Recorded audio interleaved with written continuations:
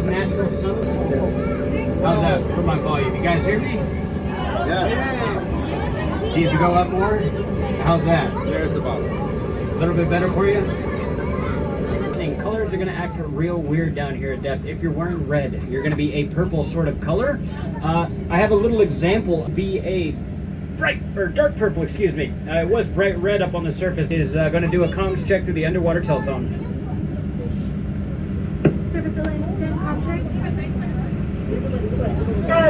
Throughout the entirety of our dive here. Now it looks like we're almost down to the reef. We're at about 55 feet currently. And as we can see, it's really blue out there. Our reef is full of color. The finger coral that's down there looks about like a million little fingers pointed up at the sky. That stuff is bright red like my crab friend up here, but at depth it's going to show up a dark purple sort of shade. Okay. The lobe coral that we're looking at out there is going to be bright green. It kind of looks like lumpy mashed potatoes on the reef. Once we get closer, we'll get a better look at it there. And a lot of the fish we're going to see are going to be red, orange, coral reef. And on that 1/10,000, 70% of all life in the sea is found. So, does anyone know what this side is? Starboard, yeah. Starboard. Usually called the other side. But let's talk about those Ta'ape. Now that's a pretty big school there on the port side that we're looking at. I'm going to say that's a public school, for sure. Yeah, we might see some private schools. But unfortunately, we're not going to see any universities down here. You guys know why? No, why? Fish can't make it past sea level. I hate to tell you guys, if you didn't find that funny, I got some terrible jokes. And they're only going to get worse. Let's talk a little bit about the Ta'ape. Now those fish, the blue striped snappers, they were introduced to our waters here during the late 1950s. 1959 to be specific. During that time, Hawaii was in the process of becoming a state officially. At that time, there was a very large population boom on island, and along with that came a need for food, so those Ta'ape were dumped. Now the other school that we saw earlier on the starboard side, those little silver, translucent almost in color fish, those were the goat fish or the Owama. We'll probably run into some more later on the dive here. Right here, right.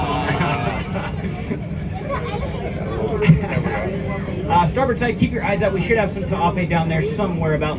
Let's talk a little bit about the goat fish or the Owama. Now those fish are not good for eating, okay? They have a hallucinogenic neurotoxin that develops in their body. It will cause vivid hallucinations and or nightmares for up to 72 hours if you ingest this fish. I've heard they're pretty popular in the 60s and 70s there, but I promise they'll make you sick and you will have a very long, uncomfortable journey. Here we go, port side. We have some of those Ta'ape, the blue striped snapper, another big school of those guys. Beautiful. On the starboard side, you know what all that white stuff is down there around the coral on the ocean floor? Sand. Cool. It's sand. Yeah, all that white stuff, it's sand. And about 80% of the white sand we have in Hawaii comes from a species of fish we have. Does anyone know what that fish is? Catfish. Starfish. Close. The parrotfish. Parrot. The parrotfish feed off of coral. They break it. They break the coral down with these little grinding plates in their neck, and out the south end of a northbound parrotfish, sand. So you heard it. 80% of our white sand is parrotfish poop. That's a fact, okay? 80%.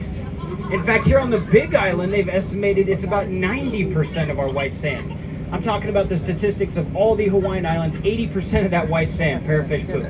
Just keep that in mind next time you're on the beach in the hot, wet, cool sand. It's about 99%. If anyone tells you it's the Homo Homo Nuku Nuku Wapawa, you can tell them it's the La Willy Willy Nuku Nuku Oi Oi L.A. L.A. About 18,000 years ago, left this big lava spillage down the west side of the island here, and that's what all of our reef is sitting on. About 10,000 years ago, when the water levels in the ocean rose enough to cover up all this lava rock, that's when our reef started to grow. So our reef in general is only about 10 our way over there. Port side, whoa, a big school of those goatfish out there, or the Owama. Now you'll know when those goatfish contain that hallucinogenic neurotoxin because they'll have a big black dot on the sides of their body. Keep your eyes out for some of those Owama that have a big black dot on their side. That means if you were to bite into them, you would have an absolute journey. hallucinations for up to 72 hours. That neurotoxin also makes you very sick. It's very, very nasty stuff. You don't want to eat them, I promise. Starboard side, here we go. Some of those Hawaiian Dacilus. Now, I didn't talk much about these guys. Those little silver fish with the black coloring around their body, they get the nickname the Chihuahuas of the ocean. If you get close to them underwater, they will start chirping at you, kind of like a little Chihuahua's bark. And if that doesn't happen to scare you off, they will try to pluck the hair off your body as a method of self-defense. Yeah, they're pretty mean little guys. Out there in the distance on the starboard side, if you can see that fish in the upper water column, that's a puffer fish there. The porcupine puffer. He's out past those Hawaiian Dacilus, probably 50, 60 feet out past the submarine. He's kind of swimming away from us there. Looks like a big turkey bone in the water with big black eyes on him. That is a porcupine pufferfish. We do have some of them out here, but they're a little more rare to see. If you happen to see to sell or eat or try to prepare, pretty much anywhere in the United States, those porcupine. Yes, those. Oh, I didn't even point out the yellow tang. There are a ton of them on the reef out there. Those bright yellow, big find. But since those little guys have become protected, we're starting to see a bunch of them out there. They are coming back in full force. As we can see, there are a bunch on the wreck here. Diving business in the Kailua Bay. He actually installed that big crane in the center himself. It's what he was going to use to drop cages in and out of the water. Now, has anybody out here? Oh my gosh, look at that big school of unicorn fish there on the starboard side. Beautiful. I didn't even see them. They crept right up on us, those unicorn fish. Also known as the draw fish. They look very symmetrical, kind of like the fish you draw as a young child. They have that perfect triangular tail there. Get a better view anyway. So anyways, this owner of the vessel, not only did he get a $300,000 fine, he lost his business, he lost his boat, and he lost his captain's license.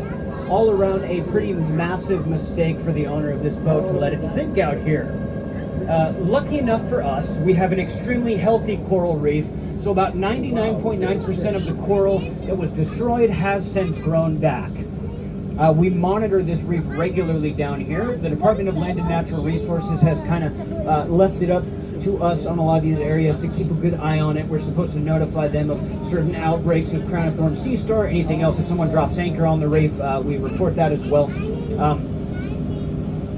And about 99.9% of the coral that was destroyed has grown back. Now, 0.1% of coral that didn't grow back was underneath where the boat sits right now, because it came down and it crushed a big patch of coral there. And as we can see on the starboard side now, you can see that big old propane tank down there next to the debris. There's about 8 of those on board, filled all the way full, on top of a bunch of fuel and oil that leaked into the water system here and caused some pretty heavy damage.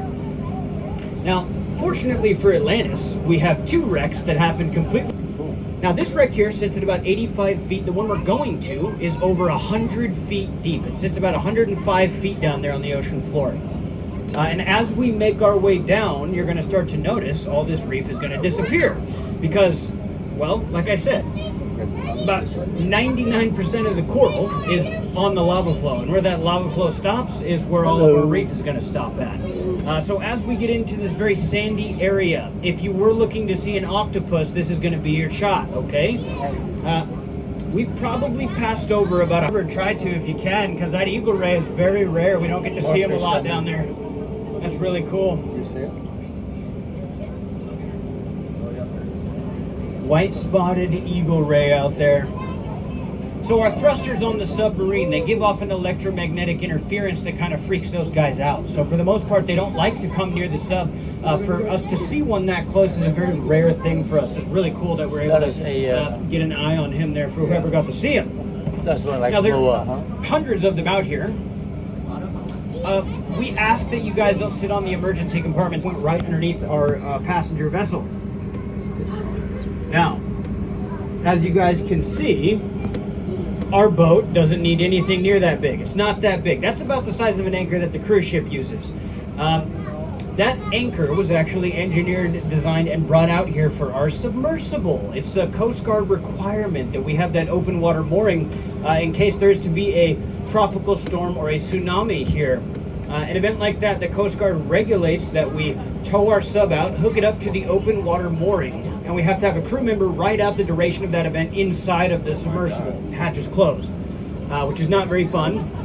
It's a nice check, but yeah, I can tell you, I'm not one to get seasick, but when you close the hatches, you get throttled for 12 to 72 hours, it starts to happen. There's also no bathroom on board, so use your imagination with that one. Gotta have a bucket on standby there. But that is a Coast Guard requirement for us to operate in the bay here. Now, the reason we have that requirement is because our slip in Honokoha Harbor is located directly next to a fueling station. Our submarine here weighs about 180,000 pounds, extremely heavy. So if the water were to get rough enough there in the harbor, our submarine would do some damage to the fuel station as well as sink Hawaiian Distillus on top of the wreck. It's going to be about 30 bucks a pound. It's not cheap, but it is very, very good. I promise you. I highly recommend getting some if you're into eating fish. But look. Here we go, starboard side. We have the lady out there. That's more. Oh my goodness, so many fish on this wreck here.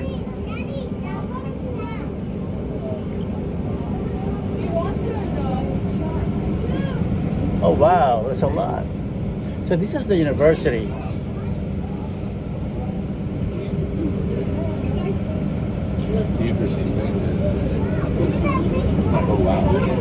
So if you guys saw any of these fish kind of swim up next to us here, kind of next to the pilot every now and then, those big gray fish, they have the bright yellow fins. Those are the puwalu, or the yellow-fin surgeonfish. Here we go, we have a few here. If you look right where his tail starts, he's got a big divot right on his tail there. That's a bone on his tail.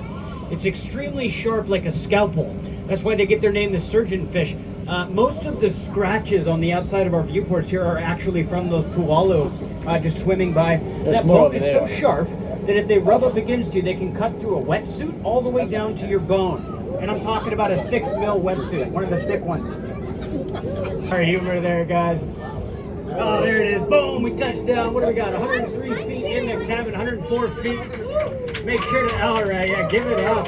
Make sure we get a picture of that depth gauge there, and then our pilot's going to send some air. We're going to go make our ascent to the surface. I'm going to turn the comms back over to her. Hello. I got it. Almost got it. I got it. There's going to be more of that.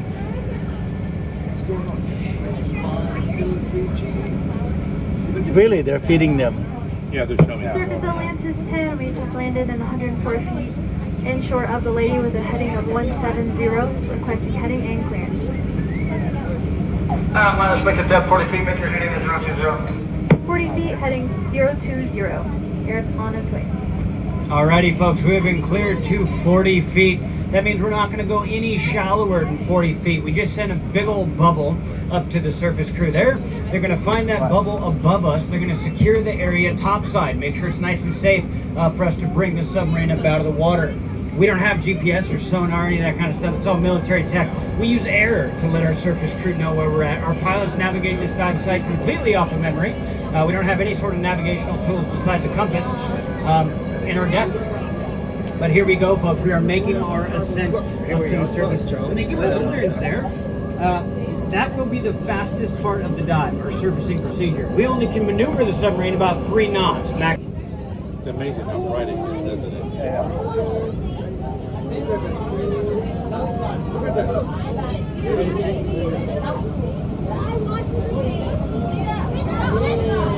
Yeah, this is for Russell. That's beautiful, isn't it? It is.